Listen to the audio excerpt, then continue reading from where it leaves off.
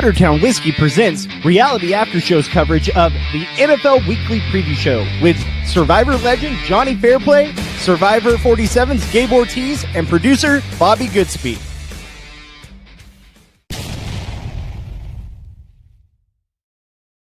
Oh, hello there, wherever you're listening, however you're listening, or watching us here on the Reality After Show YouTube channel, whether you're joining us live or you're joining us after the fact on the archived episode. This is our NFL preview show, getting in all the games, giving you what our picks are going to be and what the storylines are going into the new NFL season. This week, we're going into week 9 of the NFL season, week 8.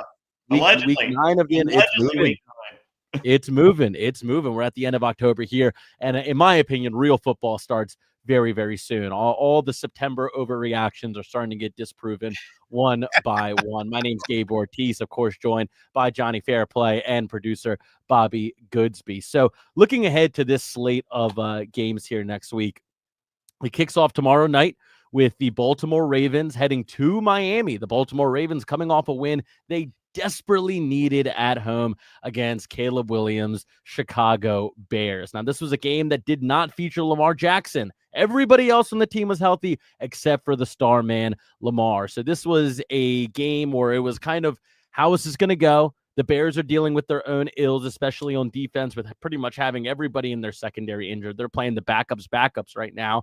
But Roma Dunze, DeAndre Swift, Caleb Williams, that offensive line, DJ Moore, a lot of very healthy members on a offense that has a lot of firepower, and the Baltimore Ravens had a response. They won by 30-16, and they go into another must-win game on a short week for everybody but Lamar Jackson.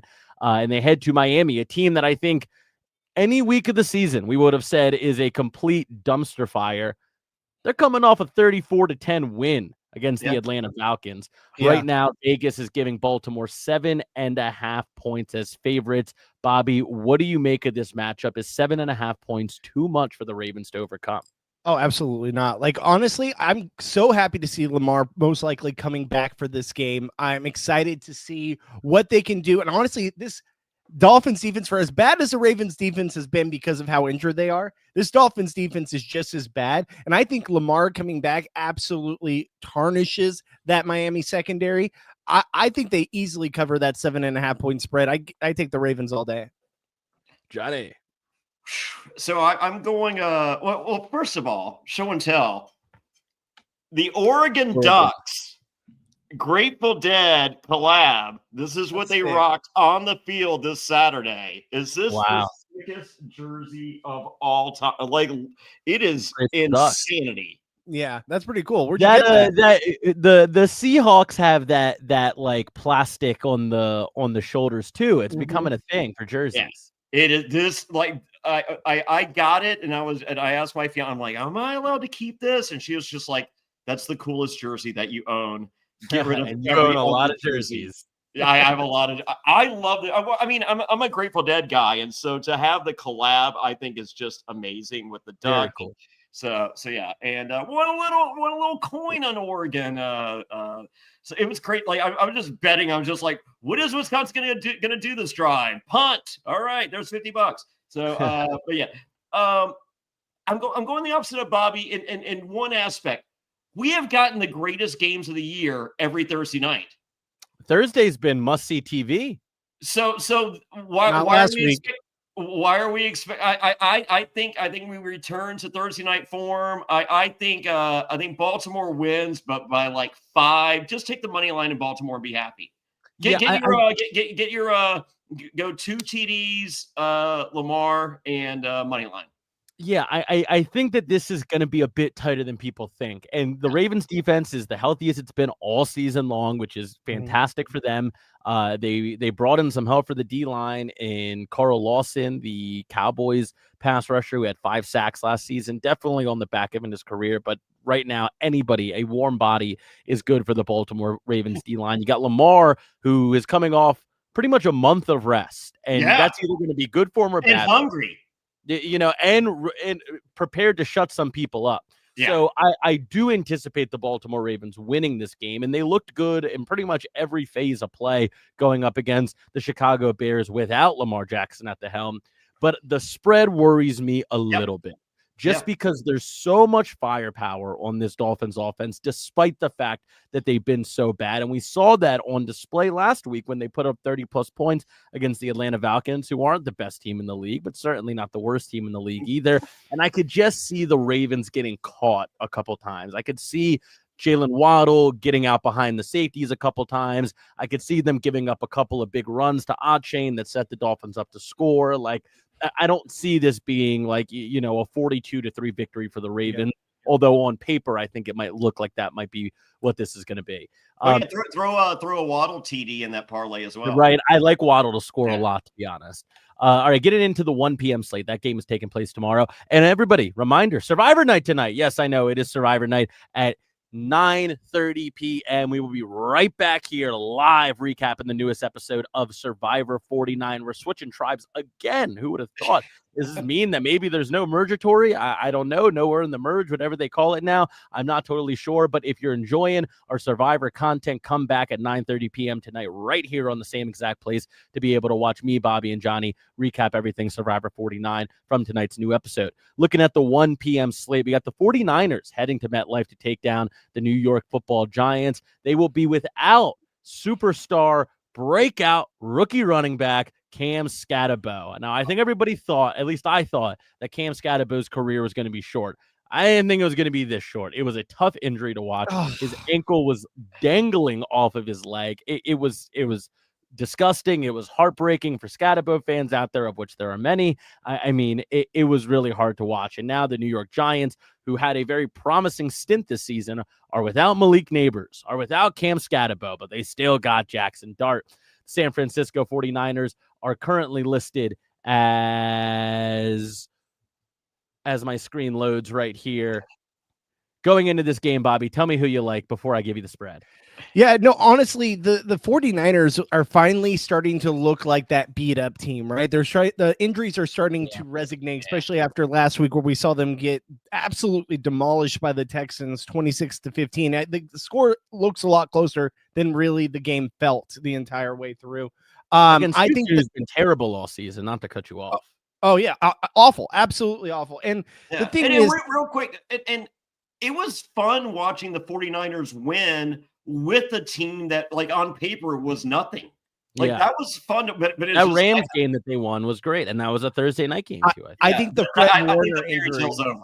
I think the Fred Warner injury was the most deflating thing for them, right? He was the heart and soul of that defense, and once they lost him 2 weeks ago, I think now we're seeing the repercussions of that. And secondly, to talk about Cam Scatterbo, like, who doesn't love Cam Scatterbo? Like, he might be the most beloved rookie out of any of the rookies all season. And it's so funny because I know so many people that text me that aren't even Giants fans. They're just like, not Cam, like of anyone, just not Cam. Why did that happen to him? And it was devastating to see. They say it might also take out some of his 2026 time as well because of the surgery that he had. So I feel for the kid. It was a gruesome injury. Have him on my fantasy team. That was just the worst blow.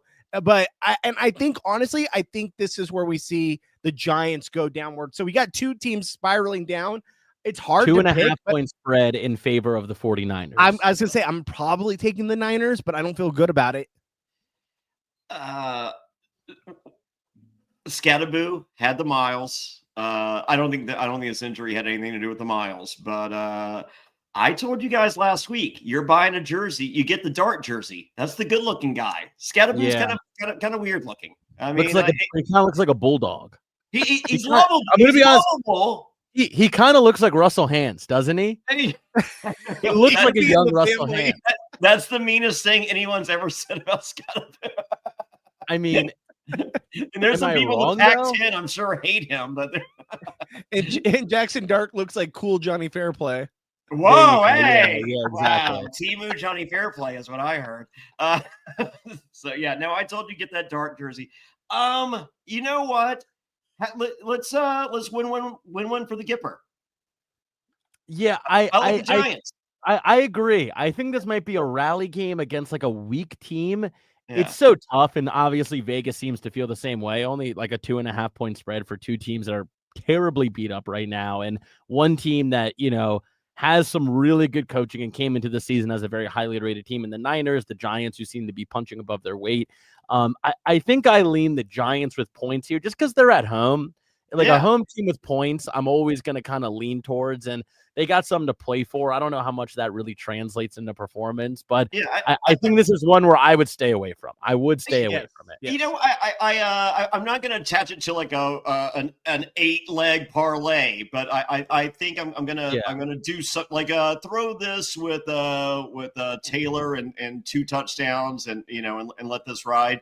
Sure. But I think we get a feel good story, and I think the story comes to an end after this win. Yeah, and then it really starts to fall apart. And you get the West Coast to East Coast thing too. It's always tough for those West Coast teams. Yeah, that's another good point.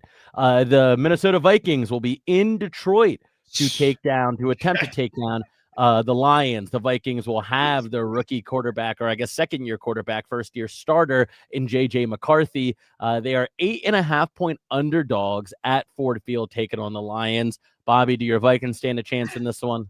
I mean, it's hard to see any silver lining right now. I mean, it feels the sky's literally falling. Like, I feel like the Baltimore Ravens of 2025. So, all I have to say is going to that game last week. Shots fired.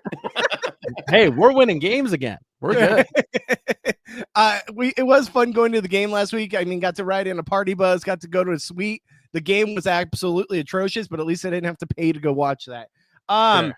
As far as the Lions, I mean, let's be real. The Lions look like the Lions of last year. They're starting to really come on strong.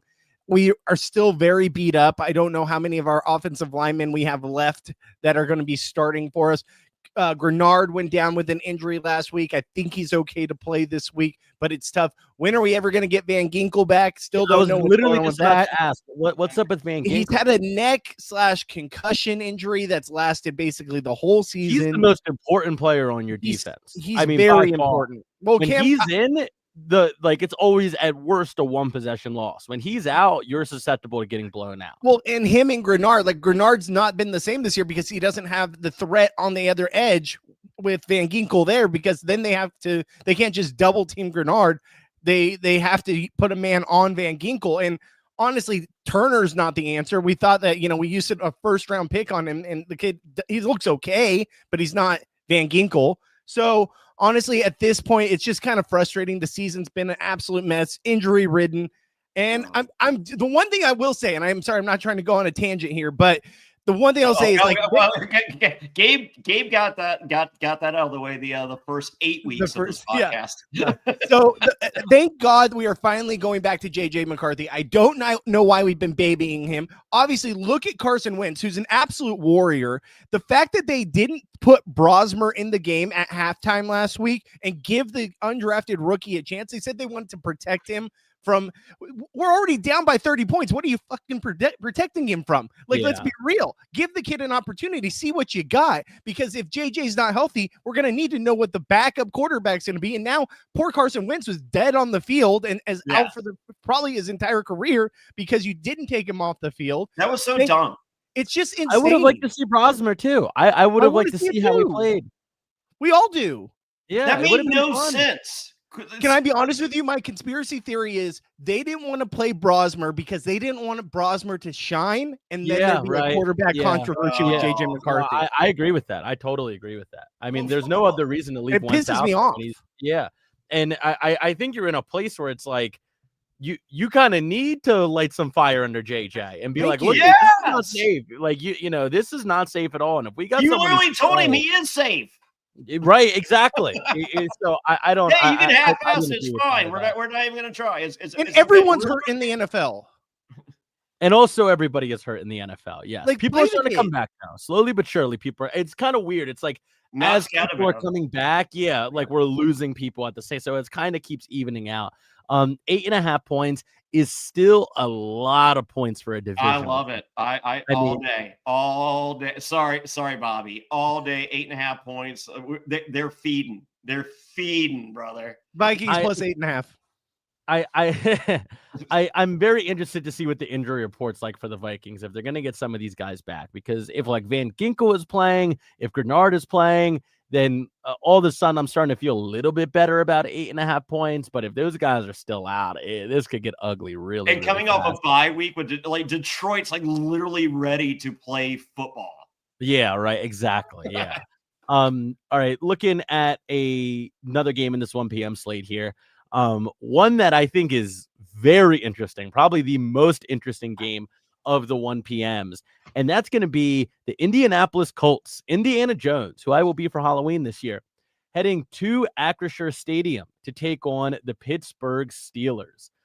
I think this game is fascinating for both teams. I mean, you have the Colts, who have the best record in the NFL. They look like the best team in the NFL. And you have the Steelers, who are kind of slowly falling apart. It's like the plane's crashing, but it's like a slow descent into the ground. It's not like a, nosedive. And it's a game that I think is very important for the Steelers, especially if the Ravens find a way to win in Miami tomorrow night. And for the Colts, it feels like a bit of a heat check. Like, it doesn't matter, what's going on in Pittsburgh. They're always going to be a tough team to beat, especially if you're an AFC team. And I look at this Colts team, and I'm like, if you can go in and you can manhandle the Steelers the way you've been manhandling teams all year, I might really buy in to, like, this is legit. They're going to be a force. They are very legitimate contenders. And the Steelers, if they win this game, they maintain their hold on the AFC North and the division. But if they lose and the Ravens win tomorrow night, Ravens are 1 game back with both games still to play against Pittsburgh. I mean, this is a big game for both teams, I think. 3 points in favor of the Indianapolis Colts. Johnny, what are you thinking? I want to believe in the Colts. How fun are they to root for? Yeah, it's the best watch in the league right now by far. It is. You want Taylor to score 14 touchdowns, and you want to see them win. So, yeah, and no one likes Pittsburgh. No. I mean, Aaron Rodgers sucks. TJ Watt is having a terrible year after he got all of his money. Like, I mean, DK Metcalf, whatever, I'm unmoved by him so far this season. He's had a few good plays, but he's it doesn't look like DK Metcalf of old. I don't know. I would just do the easy thing and bet with the Colts this time. I'd probably take the money line because I think it will be closer than people think. What's the spread again? 3 points. I like the Colts covering. Me too. Yeah. You know what? Screw the money line. Just give up the points and get your parlay on. Do it. Do we like to? This is a big game. Do you think Taylor? I went to Virginia Tech, and we were always good at basketball. But for one season back in the day, we were good at basketball. We were good at basketball one season. So we had this guy Ace Custis, and like that was our guy. And we were playing against UMass. Like we were like we got ranked for the first time ever, and we're going against UMass, who was number 1. And my buddy was working at the hotel that UMass was staying at, and Marcus Camby comes in. He was like, yeah. He goes, you guys got your hands full, man. My boy Ace Custis is written. And Marcus Camby, who's literally knows one of the most polite guys in the history of basketball. He goes, I'm going to hang my nuts from his chin. I think that's what Jonathan Taylor says on Sunday. He's going to hang some nuts from Aaron Rodgers' chin, possibly 3 touchdowns. Wow. Honestly, I really do agree with a lot of the things you guys said, but to be devil's advocate here, does this not have all the makings, though, of like a trap game? That's what I'm saying. I think it's going to be closer than people think. It has all the makings of a trap game. Steelers are at home. Steelers coming off some emotional losses back to back. They're ready to go in there and beat a team that obviously people see as one of the front runners in the league. Like the Steelers teams of old, especially with like Aaron Rodgers at the helm, they always tend to take games more seriously when the threat's bigger, right? So when it's a game where it's a bigger challenger, you feel like they're actually more involved in the game. And I don't know why that is. It feels like that's how it is every year with the Steelers. I agree with you, Johnny, though. Who likes the Steelers? Like, they're just such like a but here's, and I agree with what you're saying. Yeah. If speaking in terms of historically, I think that's a Tomlin thing. I think Tomlin is very much like we're getting up for this, you know? Yeah. But I don't think Aaron Rodgers shares that same mentality. Yeah. I think Aaron Rodgers is like we're down by 2 touchdowns, I'm checking out kind of guy. Yeah. So if the Colts come out and they just roll from the first quarter on, like I could see it getting ugly. But I think Vegas is kind of on your side, Bobby, where they're like, like we'll give 3 points and that's kind of it here. Like, I mean, right now the Baltimore Ravens at 2-5 versus the Steelers. What are they? 4-3, 4-2. Right now they're 4-3 right now. The Steelers are 4-3. The Baltimore Ravens are 2-5. The Ravens are favored to win the division. Yeah. Like the amount of disrespect getting thrown at Pittsburgh right now is immense. And it feels like a game where Tomlin is like, we are going to put everybody back on notice who the fuck we are. Well, so I could see that playing out, but it's just like on paper, roster for roster, how this season's been going, it's hard for me to lean Colts. Well, the Colts are not Ohio State, right? Like people are looking at this team because they've had some blowout wins. They've had some very, very close wins as well. Like the Broncos, they only won by 1 point. The Rams, they lost by a touchdown. The Cardinals, they lost by less than 7 points, or they won by less than 7 points. Like these games aren't blowouts. Yes, they had a blowout against the Raiders and the Titans, but that's the Raiders and the Titans and the Dolphins. Like we get it. Everyone's blowing out those teams. So blew out the Chargers. It was 38-24. So yes, it was a high scoring game, but it wasn't a complete blowout. Sure. I mean, putting up 14 points. 14 points. 14 points. I don't know how you're betting, Bobby, but 14 points is 8,000 points this season. Give me the Steelers getting points, and I'll take that. I'll take the right. the very interesting. I'm gonna keep my eye on that one. That's very Bobby. I agree with the devil's advocate of it all. However, what story do we want? I mean, it like of course. Colts win. This season. There's some fun in this season. The fucking Steelers wins is just like, oh my god, everything's convoluted and sucks. And it's like, oh, the Steelers are going 9-8 again. Yeah, okay, and the Colts aren't real. Yeah, and this team that the whole country's kind of rallying behind. Yeah, there's no such thing as Santa Claus. Is literally what happens if the fucking Steelers beat the Colts. A game that I'm also fascinated by in the 1 p.m. slate, not as much as that Colts Steelers game, but one that I find to be really, really interesting is the Houston Texans hosting the Denver Broncos. The Broncos 1.5 point underdogs in this game. Yeah. Bobby, where do you go here? Because the Texans have been a very uninspiring team until they beat up San Francisco 49ers. So I think this line is crazy for me. It's insane. What are your thoughts? Denver's one of the best teams in the league, in my opinion. They have it all the way around: defense, offense, run game. Like they are a very strong team. And I think they completely get dismissed because Bo Nix is a second-year quarterback that's been really good, but also at times very average too, where they can't completely give them the benefit of the doubt. The fact that the Texans are home favorites in this is still wild to me. I would smash the Broncos button. Like this is one of my locks of the week. And because honestly, guys, the Texans, they got a great win against a very beat up team. Like, let's be real. The team that's probably been overproducing and just lost their best player on defense the week before that. So I should have won the games they won. Yeah, so I give me Denver all day. Yeah, I mean Denver right now is 6-2. Houston Texans are 3-4, and I guess it's a close spread that they have, but like favorites. I mean if Denver was a 1.5 point favorite, I would get that. Making them the underdog is shocking to me. Yeah, I love it. Free money. What's the parlay on that? Just Bo with 2 passing touchdowns called a day? I think Bo rushing touchdown in this one. Whoa. Yeah. Yeah, All I think right. Bo runs one in. Yeah. Are you going to do one of your famous $100 first touchdown of the game, Bo Nix? It's very fun. Don't knock it till you tried it. It's very fun. When it works out, it works out. Oh, yes, it does. You only need to win one, and that covers them for the next 7 weeks. All you need if is I would have one. won $5,000 this week, I would have absolutely made that bet. But no, I get screwed.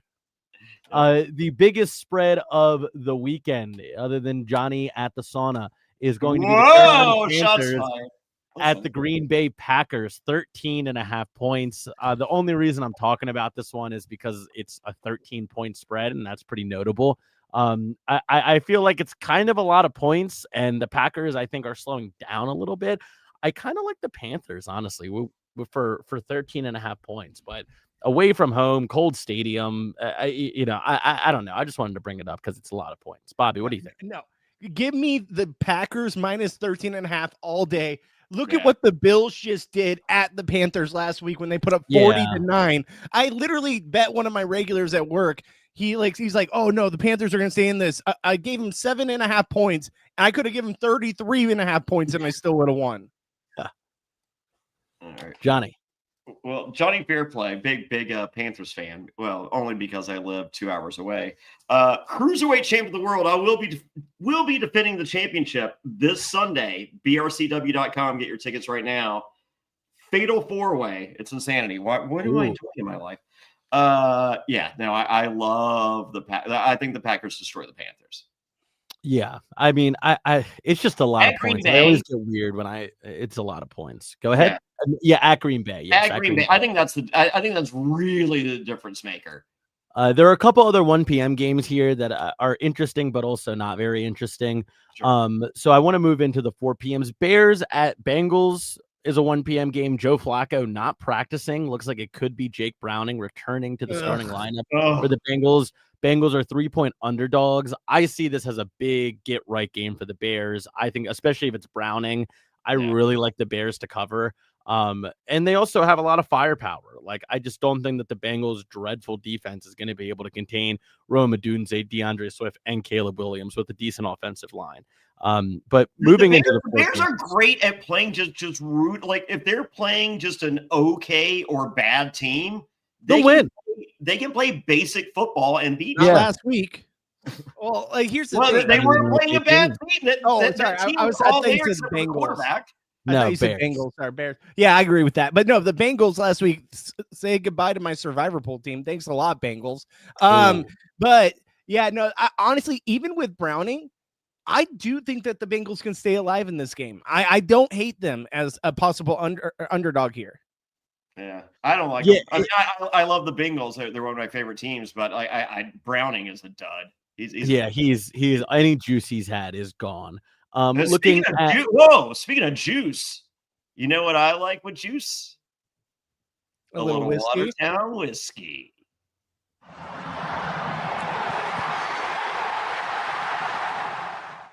Watertown whiskey, guess what? Philadelphia Eagles back-to-back. Here we go, Super Bowl champions. You see, Daniels, it is the Commanders' year. Woo! Super Bowl bound to Watertown whiskey.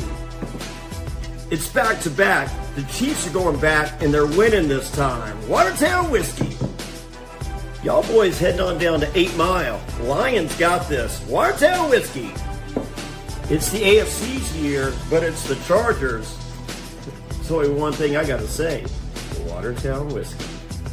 Jets, Jets. Shut on. Hartford Whalers, we're going to the Super Bowl. They're close to Watertown, right? There's one thing we can all agree on. Watertown whiskey. Escape the ordinary. WatertownWhiskey.com. Drink responsibly.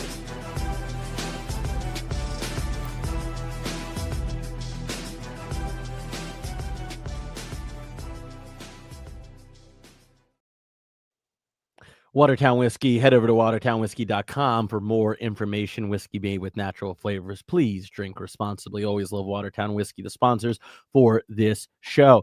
Looking at our 4 p.m.s here, the Jacksonville Jaguars taking on the dreadful, maybe worst team in the league, Las Vegas Raiders. Only 3 points for And the they're about Jacksonville to Jaguars. they're about to lose their wide receiver too, right? Who, the Raiders? Yeah. There's like Jacoby 3. Myers. Is it? It was in. I got the alert on our Survivor Sleeper League. You're talking about Bowers? Maybe I don't know. We got the alert that that 3 teams are like it's a fire sale at the Raiders. They're I think so. They are bringing in Tyler Lockett, which I thought was a very strange move because they're just not winning anything this season. So I don't know why you bring in like a wide receiver with 3 years left in the league to play. But the Jacksonville Jaguars are 3-point favorites in Las Vegas. Is there any hope that Vegas wins this game? I don't think so. I don't either. I don't love the Here's the crazy. I want to love the Jaguars because like Tony Khan owns AEW Wrestling. His dad owns the Jaguars. I think they're going to be the first London team. I want that jersey. So there's a lot of synergy here. And I have 2 beers. They match my jersey. So, but is this free money? I think this might be free money. I think 2 games are free money this week. I think it's the Jaguars and I think it's the Broncos. I think those are 2 free money games this week. Yes. Yeah.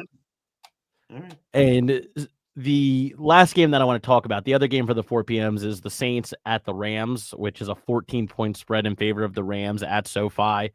Yeah, the Rams are going to win, and they're going to win by a lot of points. The Saints are terrible. And they're also benching Spencer Rattler.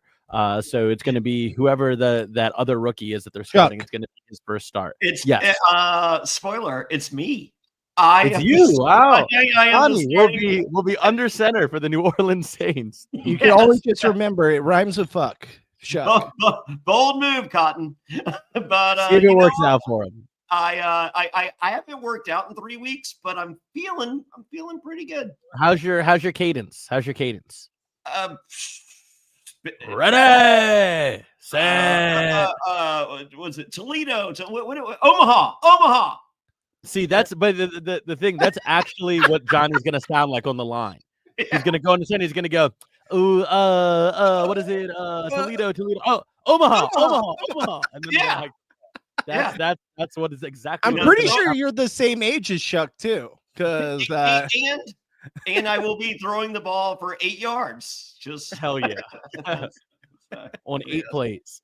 Can we just talk about the game that actually matters? Like the game of the week.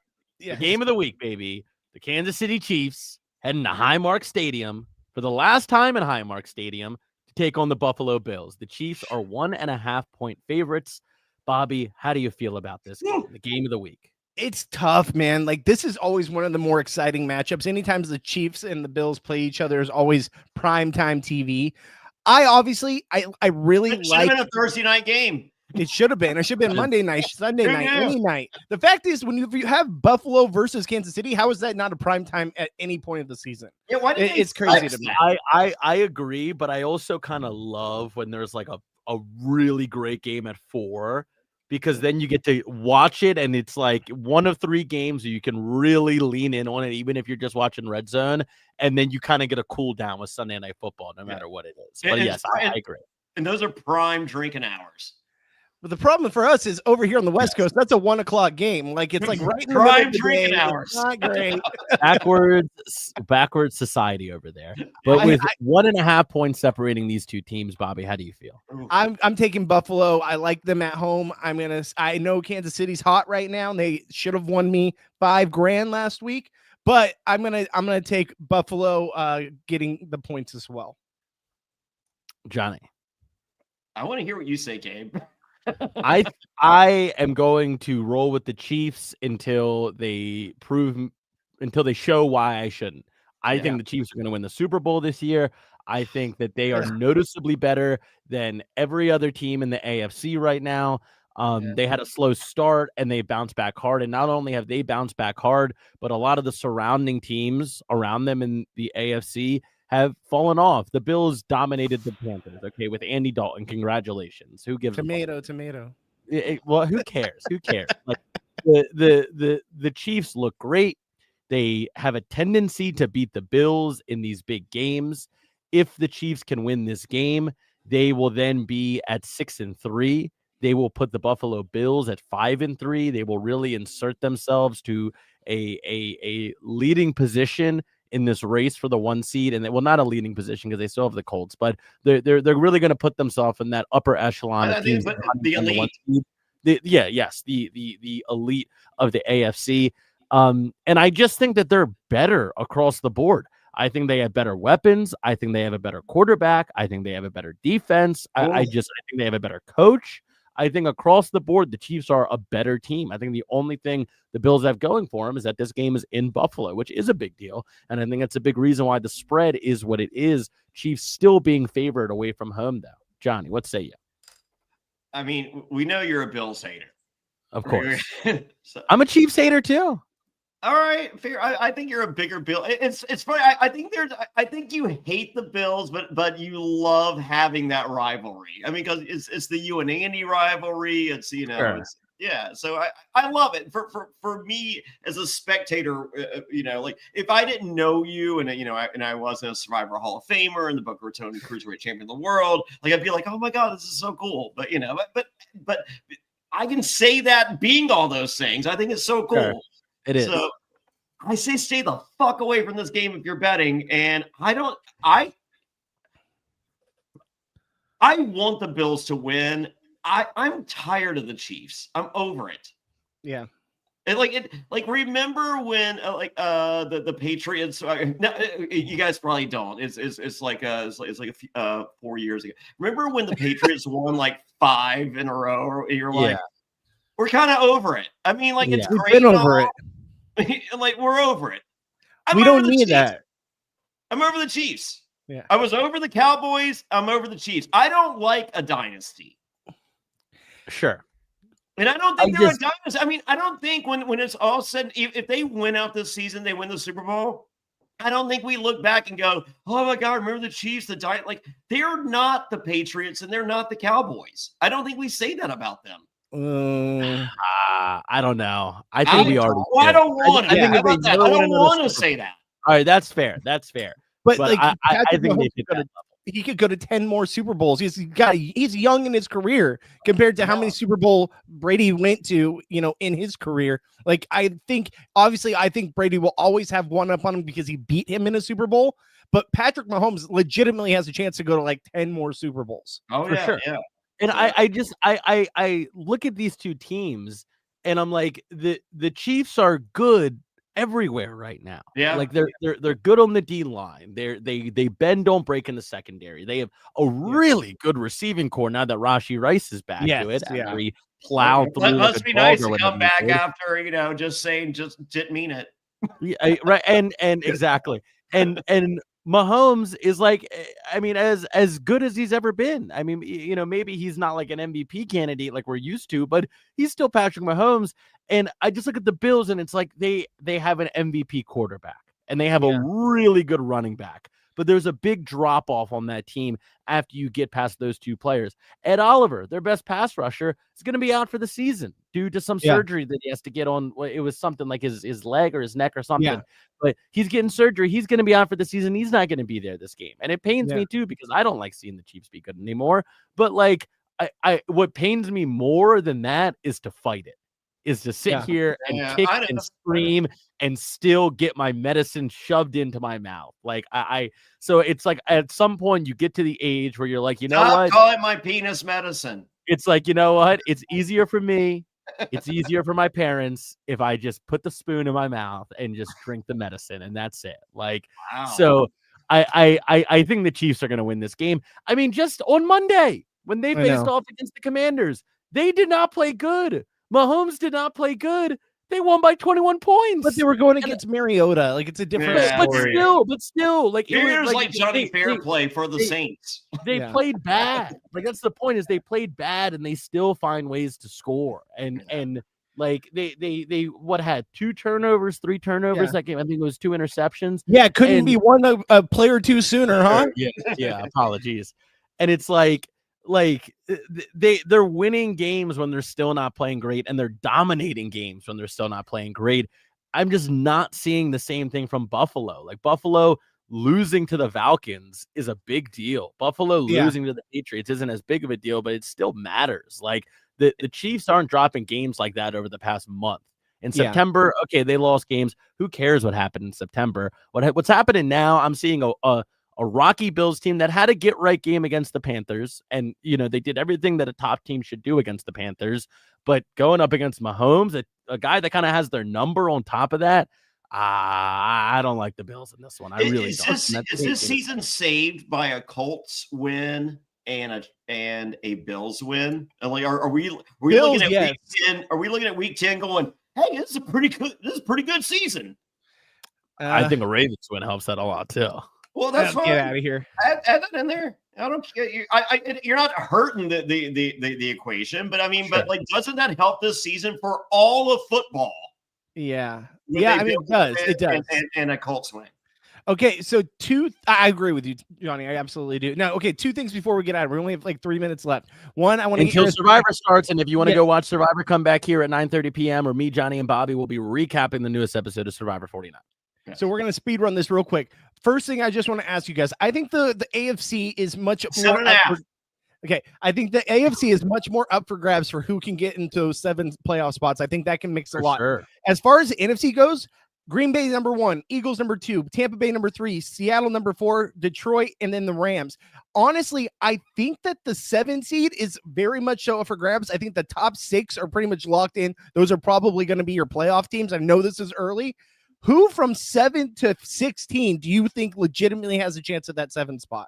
Commanders, Niners, Bears, Panthers, Cowboys, Falcons, Vikings, Commanders, Cardinals, Giants, Saints. I think the Bears will be in the mix for that. I think that the Rams the 49ers will certainly be in the mix for that.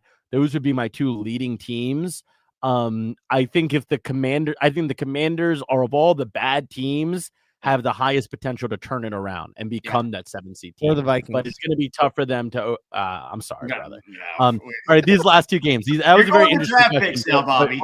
We literally have 90 seconds here till Survivor starts. Sunday Night Football, the Seattle Seahawks are heading to DC to take on, we're heading to Landover, Maryland, to take on the Washington Commanders. 3-point spread in favor of the Seahawks. Bobby, who do you like? Give me Seahawks all day. Seahawks. And Monday Night Football, the Arizona Cardinals are heading to Jerry World to take on the Dallas Cowboys. 2.5 points in favor of the Dallas Cowboys at home. Johnny, who do you like? I think, regrettably, Cowboys. Bobby? Cowboys. I'm riding with the Cardinals. The All Cowboy right. season, it happens every year. The collapse is here. They're going to start losing a lot of games. They're going to start losing a lot of games to a lot of bad teams. It happens every single season. Dak is going to fall off the cliff like he does every year come November. And the Cardinals are bad, but I think the Cowboys are going to be worse. They don't have any juice going right now, and this is the beginning of the end like it is every year. That's going to do it for us. We got 30 seconds until Survivor starts over on CBS. Please come join us here afterwards, 9:30 p.m. We're going to be recapping everything Survivor. If you enjoy the NFL show, like it, subscribe, share it, send it to your friends. Say this is the coolest NFL show that mixes a little bit of Survivor and a whole lot of NFL. And then you can stick around an hour and a half after our show ends to come back to our show and watch Survivor. Me, Johnny, Bobby, breaking down episode 8 of Survivor 49. Can't wait to see you there. Bobby, get us out of here.